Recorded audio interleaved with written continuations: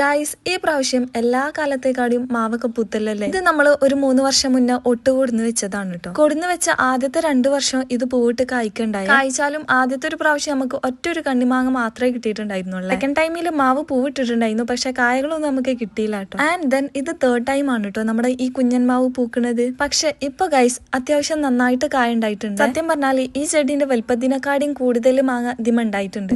ഈ മാങ്ങയാണ് ഫസ്റ്റ് ഉണ്ടായത്. ഇത് പൊട്ടിക്കാൻ അയക്കണോന്നറിയില്ല, പക്ഷെ ഇതുവരെ ഇത് ഇതുപോലെ തന്നെ നിന്നിട്ടുണ്ട്. എനിക്ക് തോന്നുന്നുണ്ട് ഇത് മൂത്തിട്ടുണ്ടാവുന്നു, കാരണം ഒരു വൈറ്റ് ഡോട്ട്സ് ഒക്കെ കാണുന്നുണ്ടല്ലോ. ഈ മാങ്ങന്റെ കനം കൊണ്ട് മാവ് ഒരു സൈഡിക്ക് ചെരിയാണ് കേട്ടോ ചെയ്തിട്ടുള്ളത്. പിന്നെ ഈ മാവിന്റെ അടുത്തായിട്ട് ഒരു സപ്പോർട്ടന്റെ മരം ഉണ്ട്. മാവിനെ കൊണ്ട് പറഞ്ഞ പോലെ തന്നെ സപ്പോർട്ട ഒട്ടന്നെയാണ് 3 വർഷമായിട്ട് നമ്മൾ കൊണ്ടു വെച്ചതാണ് കേട്ടോ. പക്ഷെ ഈ 3 വർഷത്തിലും നമുക്കൊരു സപ്പോർട്ട മാത്രമാണ് കേട്ടോ ഇതിൽ നിന്ന് കിട്ടിയിട്ടുണ്ടായിരുന്നത്. ഒരു സപ്പോർട്ട കിട്ടിയെന്ന് പറഞ്ഞിട്ടും കാര്യമില്ല, ആൾക്കൊരു ഉഷാറില്ല കേട്ടോ കാണുമ്പോൾ. ഇത് പിന്നെ എന്റെ അമ്മാന്റെ അടുക്കള തോട്ടത്തിൽ നിന്നുള്ള ഒരു തയ്യാണ് കേട്ടോ. ഒഴിഞ്ഞ ചട്ടിയിൽ ഇതിനെ കൊടു നോക്കുമ്പോൾ ഇതിന് തീരെ ജീവൻ ഉണ്ടായിരുന്നില്ല. വെള്ളം വെളിച്ചൊക്കെ ഒഴിച്ചെടുത്തപ്പോ കുറച്ചൊക്കെ ജീവൻ വന്നു. അങ്ങനെ ഗൈസ് ഇത് 2 കായ്ച്ചു. വെല്ലിമാന്റെ ഒരു വലിയ അടുക്കള തോട്ടുണ്ട്, അത് അടുത്ത വീഡിയോ കാണിക്കാം. അപ്പൊ ഓക്കെ ബൈ.